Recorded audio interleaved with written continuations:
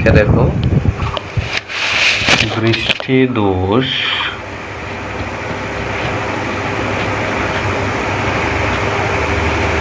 এবং প্রতিকারের উপায়।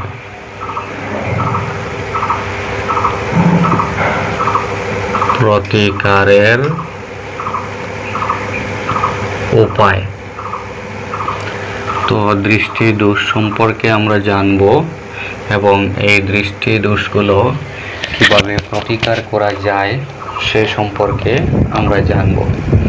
তো গতদিন আমরা আলোচনা করেছিলাম চোখের উপযোজন ক্ষমতা সম্পর্কে। আমরা দেখেছি যে আমাদের চোখের যে লেন্স, সেই লেন্সের ফোকাস দৈর্ঘ্য কম বেশি করা যায়, পরিবর্তন করা যায় এবং চোখের লেন্সের ফোকাস দৈর্ঘ্য পরিবর্তনের যে ক্ষমতা, সেই ক্ষমতাকে বলা হয় উপযোজন ক্ষমতা। এবং এই উপযোজন ক্ষমতা থাকার ফলেই ভিন্ন ভিন্ন দূরত্বের বস্তুগুলোর প্রতিবিম্ব রেটিনায় গঠিত হয় এবং ভিন্ন ভিন্ন দূরত্বের বস্তুগুলো আমরা দেখতে সক্ষম হই। কিন্তু কোনো কোনো ক্ষেত্রে দেখা যায় যে কোনো ব্যক্তি নিকটের বস্তু দেখতে পায় না কিন্তু দূরের বস্তু দেখতে পায়। আবার কোনো ব্যক্তির ক্ষেত্রে দেখা যায় যে সে দূরের বস্তু দেখতে পায় কিন্তু নিকটের বস্তু দেখতে পায় না। কেউ কেউ নিকটের বস্তু দেখতে পায়, দূরের বস্তু দেখতে পায় না। এইভাবে বিভিন্ন ধরনের অসুবিধা দেখা যায় চোখের ক্ষেত্রে। তো এই যে দেখার যে দোষ, মানে সেটা নিকটের বস্তু দেখতে পাও, দূরের বস্তু দেখতে যদি পায় না, অথবা দূরের বস্তু দেখতে পায়, নিকটের বস্তু দেখতে পায় না, এইভাবে দেখার ক্ষেত্রে যদি অসুবিধা হয়, সেই অসুবিধাগুলোকে বলা হয় দৃষ্টি দোষ। এবং চোখের লেন্সের প্রতিসারক ত্রুটির জন্য এই দৃষ্টি দোষগুলো দেখা দেয়। তো দৃষ্টি দোষ প্রধানত হলো 3 প্রকারের। দৃষ্টি দোষ প্রধানত হলো 3 প্রকার।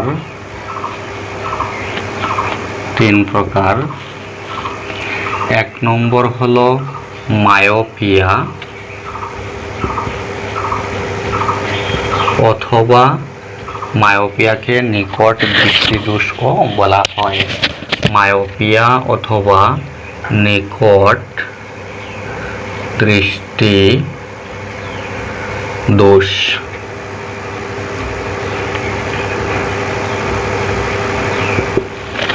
2 নম্বর হলো হাইপারমেট্রোপিয়া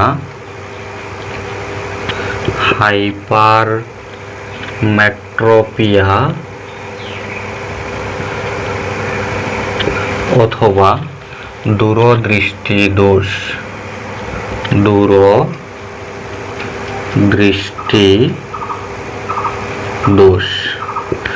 আর 3 নম্বর হলো প্রেসবায়োপিয়া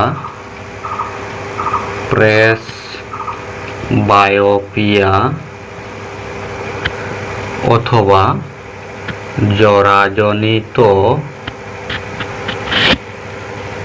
দূরদৃষ্টি দোষ।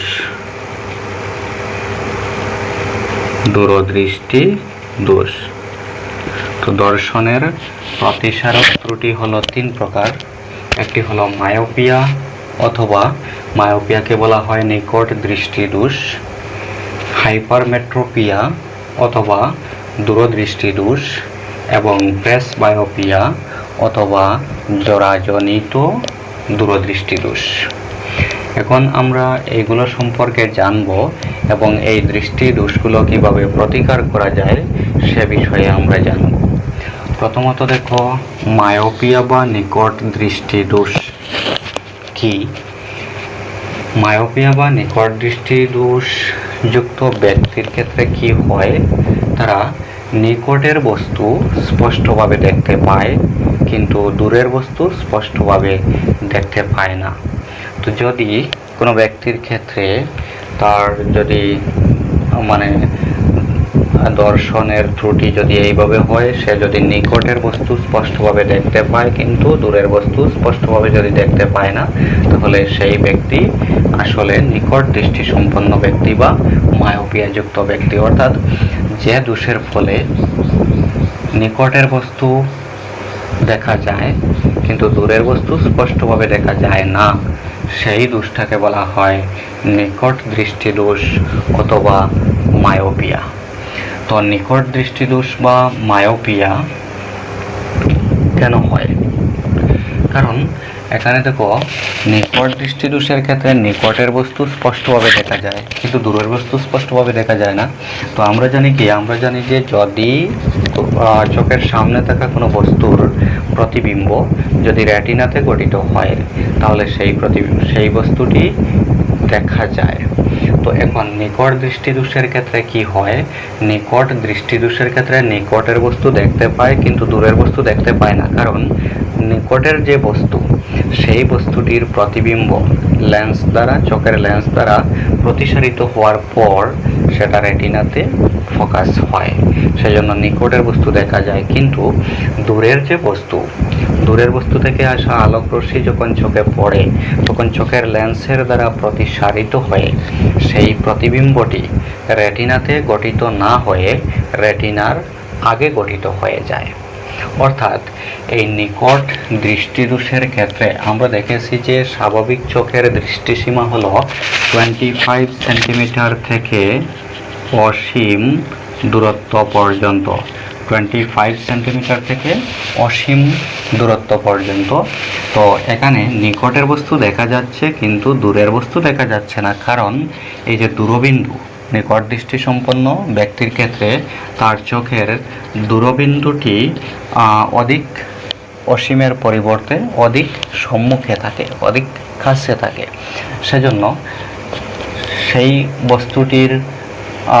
সেজন্য বেশি দূরত্বে থাকা বস্তুর প্রতিবিম্ব রেটিনার আগে গঠিত হয়ে যায়। তো রেটিনার আগে যদি প্রতিবিম্ব গঠিত হয় অথবা রেটিনার পিছনে যদি গঠিত হয়, তাহলে কিন্তু কোনো অবস্থাতেই বস্তুটি দেখা সম্ভব হবে না। অর্থাৎ যদি বস্তুটি দেখতে হয়, তাহলে বস্তুটির প্রতিবিম্ব লেন্স দ্বারা প্রতিসারিত হওয়ার পর রেটিনাতেই গঠিত হতে হবে। তো এখানে নিকট দৃষ্টি সম্পন্ন ব্যক্তির ক্ষেত্রে নিকট বিন্দু বা নিকটে থাকা বস্তু যেগুলো থাকে সেগুলোর প্রতিবিম্ব রেটিনাতে গঠিত হয়, কিন্তু দূরে থাকা বস্তুটি যেহেতু দূরবিন্দু অসীম দূরত্বের পরিবর্তে অনেক কাছে থাকে, সেজন্য দূরবর্তী বস্তুর প্রতিবিম্ব রেটিনার সম্মুখে গঠিত হয়। আর রেটিনার সম্মুখে গঠিত হওয়ার ফলে দূরের বস্তু দেখা সম্ভব হয় না।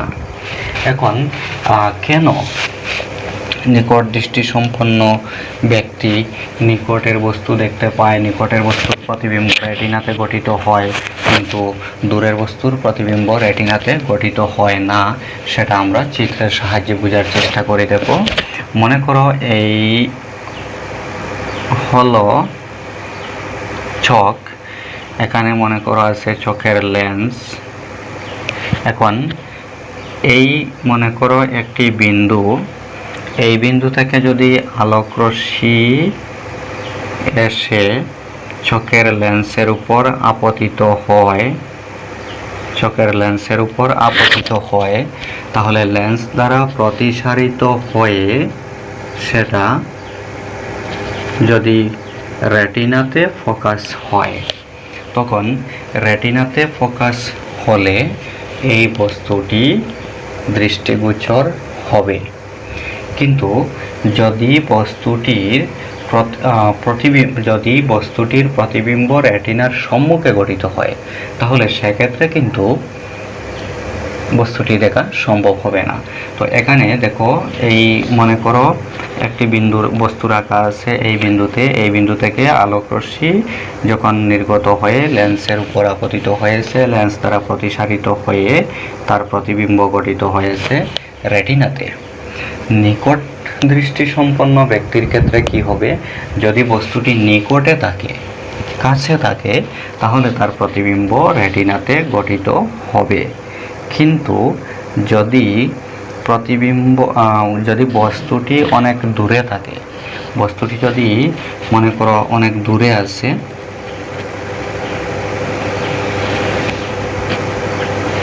এই হলো চোখের লেন্স। আমি এখানে চোখের একটি রাফ চিত্র অঙ্কন করেছি। বস্তুটি যদি অনেক দূরে থাকে, তাহলে দূর থেকে আসা আলোক রশ্মি যখন লেন্স দ্বারা প্রতিসারিত হবে, তখন সেটা প্রতিবিম্ব গঠন করার জন্য এই দুইটি প্রতিসারিত রশ্মি ফোকাস হয়ে যাবে রেটিনার আগে। সেজন্য বস্তুটি দেখা সম্ভব হবে না।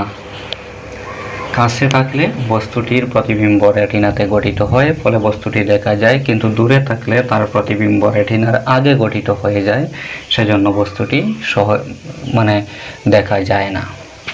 তো এই ক্ষেত্রে কি করা হয়, এই নিকট দৃষ্টিদোষ বা মায়োপিয়া থেকে প্রতিকার পাওয়ার জন্য কি করতে হয়, দেখো এখানে দূরের বস্তু থেকে আসা আলোকরশ্মি রেটিনার আগে গঠিত হয়েছে, সুতরাং এই আলোকরশ্মিকে অপসারী করতে হবে। সেজন্য উপযুক্ত ক্ষমতা সম্পন্ন অবতল লেন্স ব্যবহার করা হয়। যদি অবতল লেন্স ব্যবহার করা হয় তাহলে কি হবে, দেখো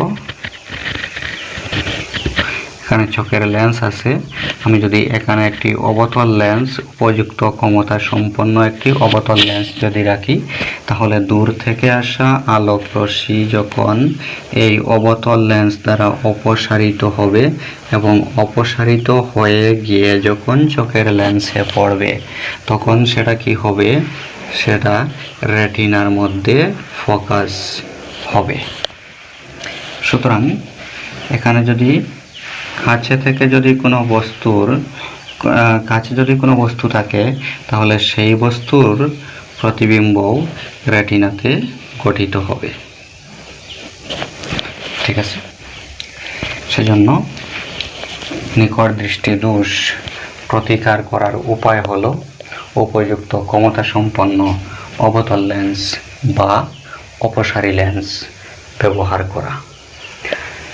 তারপর আমরা দেখব নিকট দৃষ্টিদোষ যে হয় তার কারণ কি, কেন নিকট দৃষ্টিদোষ দেখা দেয়। নিকট দৃষ্টিদোষ দেখা দেওয়ার দুইটি কারণ আছে, দুইটি কারণ হতে পারে। এক নম্বর হলো চোখের যে লেন্স,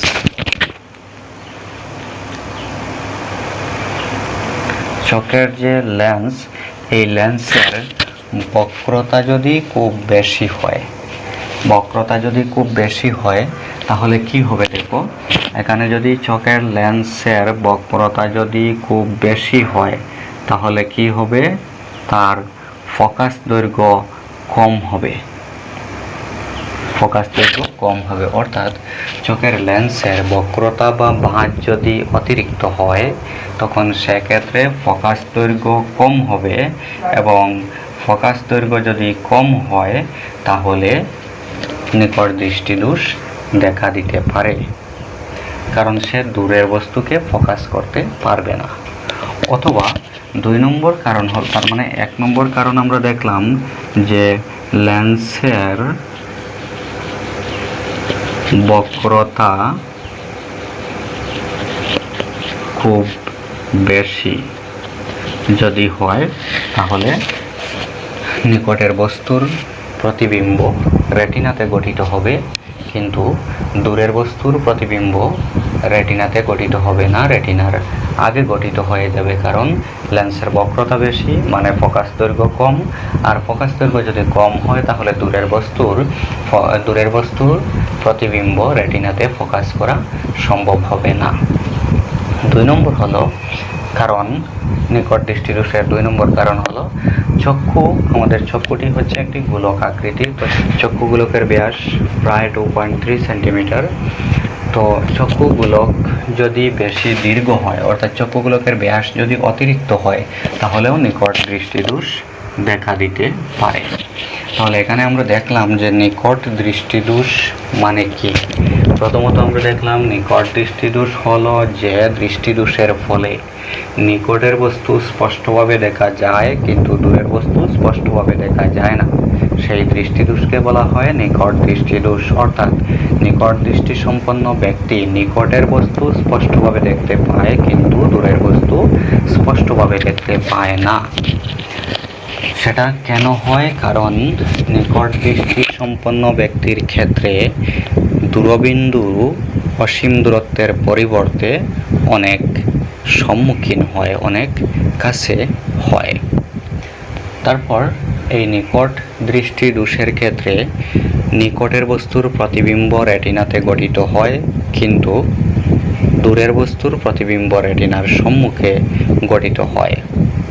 এবং নিকট দৃষ্টিদোষ দেখা দেওয়ার কারণ হলো দুইটি। এক নম্বর হলো চোখের লেন্সের বক্রতা বা ভাঁজ যদি বেশি হয়, অর্থাৎ ফোকাস দৈর্ঘ্য যদি খুব কম হয়।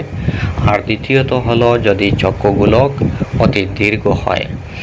কারণ চক্ষুগোলকের মতো তো চক্ষুগোলকের ব্যাস আমরা জানি প্রায় 2.3 সেন্টিমিটার। তো যদি চক্ষুগোলক বেশি বড় হয় তাহলে চক্ষুগোলকের ব্যাস অনেক বেশি হবে, সেক্ষেত্রে নিকট দৃষ্টিদোষ দেখা দিবে। নিকট দৃষ্টিদোষ কিভাবে প্রতিকার করা যায়? নিকট দৃষ্টিদোষের ক্ষেত্রে যেহেতু দূরের বস্তুর প্রতিবিম্ব রেটিনার সম্মুখে মানে রেটিনার আগে গঠিত হয়, সেজন্য রেটিনার আগে গঠিত হওয়া প্রতিবিম্বটাকে রেটিনায় ফোকাস করার জন্য আলোকরশ্মিকে অপসারী করতে হবে। আর আলোকরশ্মিকে অপসারী করার জন্য অপসারী লেন্সের প্রয়োজন হবে। সুতরাং উপযুক্ত ক্ষমতা সম্পন্ন অবতল লেন্স বা অপসারী লেন্স ব্যবহার করে নিকট দৃষ্টিদোষের প্রতিকার করা যায়। তারপর আমরা দেখব হাইপারমেট্রোপিয়া বা দূরদৃষ্টি দোষ। তো হাইপারমেট্রোপিয়া বা দূরদৃষ্টি দোষের ক্ষেত্রে কি হয়? মানুষ নিকটের বস্তু স্পষ্টভাবে দেখতে পায় না, কিন্তু দূরের বস্তু স্পষ্টভাবে দেখতে পায়। অর্থাৎ যে দৃষ্টিদোষের ফলে মানুষ দূরবর্তী বস্তু স্পষ্টভাবে দেখতে পায় কিন্তু নিকটের বস্তু স্পষ্টভাবে দেখতে পায় না, সেই দৃষ্টিদোষকে বলা হয় হাইপারমেট্রোপিয়া অথবা দূরদৃষ্টি দোষ। ঠিক আছে, দূরদৃষ্টি দোষ। তো এখন দূরদৃষ্টি দোষ সম্পন্ন ব্যক্তি দূরের বস্তু স্পষ্টভাবে দেখতে পায়, তার মানে দূরের বস্তুর প্রতিবিম্বটি রেটিনায় ফোকাস হয়, কিন্তু নিকটবর্তী বস্তু স্পষ্টভাবে দেখতে পায় না, কারণ নিকটবর্তী বস্তুর প্রতিবিম্ব রেটিনায় ফোকাস হয় না, সেটা রেটিনার পিছনে ফোকাস হয়। যেমন এই যদি চোখ হয়, তো এই ক্ষেত্রে কি হবে? দূরের বস্তুর প্রতিবিম্ব রেটিনাতে ফোকাস হবে। এখানে যদি রেটিনা হয় তাহলে দূরের বস্তুর প্রতিবিম্ব এই চোখের লেন্সের দ্বারা প্রতিসারিত হয়ে রেটিনাতে ফোকাস হবে। কিন্তু যদি বস্তু কাছে থাকে তাহলে কাছের বস্তু চোখের লেন্স দ্বারা প্রতিসারিত হয়ে লেন্সের রেটিনার পিছনে গঠিত হবে, ফলে বস্তুটি স্পষ্টভাবে দেখা সম্ভব হবে না। তো এখন সেক্ষেত্রে কি হয়? সেক্ষেত্রে দূরদৃষ্টি সম্পন্ন ব্যক্তির ক্ষেত্রে নিকট বিন্দুটি 25 সেন্টিমিটার থেকে অনেক বেশি হয়, কারণ স্বাভাবিক চোখের পক্ষে নিকট বিন্দুর দূরত্ব বা নিকট ন্যূনতম দৃষ্টি দূরত্ব হলো 25 সেন্টিমিটার। তো সেক্ষেত্রে দূরদৃষ্টি দোষযুক্ত ব্যক্তির ক্ষেত্রে তার দূরবিন্দু অসীম দূরত্বেই থাকে, কিন্তু নিকট বিন্দু 25 সেন্টিমিটার অর্থাৎ স্বাভাবিক দূরত্বের চাইতে অনেক বেশি হয়। এখন যখন দূরের বস্তু থেকে আলোকরশ্মি আসে তার প্রতিবিম্ব রেটিনায় গঠিত হয়, কিন্তু নিকটবর্তী বস্তু থেকে আসা আলোক লেন্স দ্বারা প্রতিসারিত হয়ে তার প্রতিবিম্বটি গঠিত হয় রেটিনার পিছনে। এখন কেন হয়? কারণ এখানে দুইটি কারণ হতে পারে দূরদৃষ্টি দোষের। এক নম্বর কারণ হতে পারে দূরদৃষ্টি দোষের কারণ হবে লেন্সের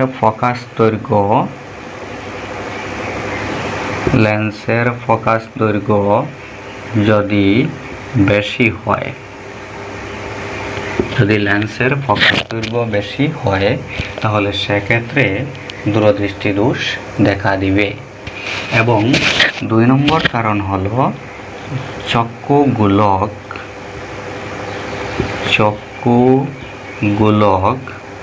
যদি খুব ছোট হয়, চক্ষু গোলক যদি ছোট হয় তাহলে সেক্ষেত্রে গোলকের ব্যাস অনেক কম হবে। সেজন্য এই 2টি কারণে দূরদৃষ্টি দোষ দেখা দিতে পারে। এখন এই দূরদৃষ্টি দোষ প্রতিকার কিভাবে করা যায়? যেহেতু আমরা দেখলাম যে দূরদৃষ্টি সম্পন্ন ব্যক্তির ক্ষেত্রে নিকটের বস্তুর প্রতিবিম্ব রেটিনার পিছনে গঠিত হয়। সুতরাং রেটিনার পিছনে যে প্রতিবিম্ব গঠিত হয় সেই প্রতিবিম্বটি রেটিনায় গঠন করার জন্য আলোক রশ্মিকে অভিসারী করতে হবে। আর অভিসারী করার জন্য যে লেন্স ব্যবহার করা হয় সেই লেন্সটি হলো উত্তল লেন্স বা অভিসারী লেন্স। যদি উপযুক্ত ক্ষমতার সম্পন্ন উত্তল লেন্স বা অভিসারী লেন্স ব্যবহার করা হয় তাহলে দূরদৃষ্টি দোষের প্রতিকার করা যাবে। এখন দেখো, আমরা চিত্রের সাহায্যে যদি বোঝার চেষ্টা করি তাহলে এই মনে করো চোখের চিত্র, এখানে লেন্স আছে। তো দূরের বস্তুর প্রতিবিম্বটি রেটিনায় গঠিত হবে, কিন্তু নিকটের বস্তুর প্রতিবিম্ব কি হবে? রেটিনার পিছনে গঠিত হবে, রেটিনার পিছনে গঠিত হবে। এখন যদি উপযুক্ত ক্ষমতা সম্পন্ন উত্তল লেন্স যদি চশমাতে ব্যবহার করা হয় তাহলে সেক্ষেত্রে কি হবে? এই নিকটবর্তী বস্তু থেকে আসা আলোক রশ্মি এই লেন্স দ্বারা অভিসারী হবে। এর ফলে লেন্স দ্বারা অভিসারিত হয়ে রেটিনায় ফোকাস হবে, প্রতিবিম্ব রেটিনায় গঠিত হবে। সুতরাং দূরদৃষ্টি দোষ প্রতিকারের উপায় হলো উপযুক্ত ক্ষমতা সম্পন্ন উত্তল লেন্স। ঠিক আছে? তো এখন আমরা দূরদৃষ্টি দোষ সম্পর্কে জানলাম যে দূরদৃষ্টি দোষ সম্পন্ন ব্যক্তি দূরের বস্তু স্পষ্টভাবে দেখতে পায় কিন্তু নিকটের বস্তু স্পষ্টভাবে দেখতে পায় না। সেটা কেন হয়? চক্ষুগোলক যদি খুব ছোট হয় অথবা যদি চোখের লেন্সের বক্রতা বা ভাঁজ যদি কম হয় তাহলে এই 2টি কারণে দূরদৃষ্টি দোষ দেখা দিতে পারে। এবং দূরদৃষ্টি দোষ প্রতিকারের উপায় হলো উপযুক্ত ক্ষমতা সম্পন্ন উত্তল লেন্স ব্যবহার করে। তারপর আছে 3 নম্বরে প্রেসবায়োপিয়া বা জরাজনিত দূরদৃষ্টি দোষ। তো প্রেসবায়োপিয়া বা জরাজনিত দূরদৃষ্টি দোষ মানে কি? দেখো, কখনো কখনো কি হয়, বৃদ্ধ বয়সে চোখের লেন্সের উপযোজন ক্ষমতা কমে যায়। আর যেহেতু উপযোজন ক্ষমতা মানে চোখের লেন্সের ফোকাস দৈর্ঘ্য নিয়ন্ত্রণের ক্ষমতা, সুতরাং যদি চোখের উপযোজন ক্ষমতা যদি কমে যায় তাহলে চোখের লেন্সের ফোকাস দৈর্ঘ্য নিয়ন্ত্রণ করার ক্ষমতা কমে যাবে। এবং অধিকাংশ ক্ষেত্রে দেখা যায় যে মানুষ নিকটবর্তী বস্তু স্পষ্টভাবে দেখতে পায় না কিন্তু দূরবর্তী বস্তু স্পষ্টভাবে দেখতে পায়। তো তার মানে কি? তার মানে তাদের ক্ষেত্রে দূরদৃষ্টি দোষ দেখা দেয়। তখন নিকটের বস্তু দেখার জন্য দেখতে অসুবিধা হয়, তাই বই পুস্তক পড়ার সময় বই পুস্তককে অনেক চোখের থেকে অনেক দূরে রেখে সেটাকে পড়তে হয়। তো আবার কখনো কখনো বৃদ্ধ বয়সে নিকট দৃষ্টি দোষ এবং দূরদৃষ্টি দোষ 2টি লোপ পায়, 2টি কমে যায়। সেজন্য চশমা ব্যবহার করতে হয়, দ্বিফোকাস লেন্স যুক্ত চশমা ব্যবহার করতে হয়। অর্থাৎ দ্বিফোকাস যুক্ত চশমার ক্ষেত্রে চশমার উপরিভাগ থাকে অবতল, চশমার উপরিভাগ থাকে অবতল এবং নিচের অংশ থাকে উত্তল, নিচের অংশ থাকে উত্তল। ঠিক আছে? তখন নিকট দৃষ্টিদোষ এবং দূরদৃষ্টিদোষ উভয়ই প্রতিকার করা যায়। অর্থাৎ অবতল লেন্স ব্যবহার করা হয় নিকট দৃষ্টিদোষ প্রতিকারের ক্ষেত্রে, আর উত্তল লেন্স ব্যবহার করা হয় দূরদৃষ্টিদোষ প্রতিকারের ক্ষেত্রে।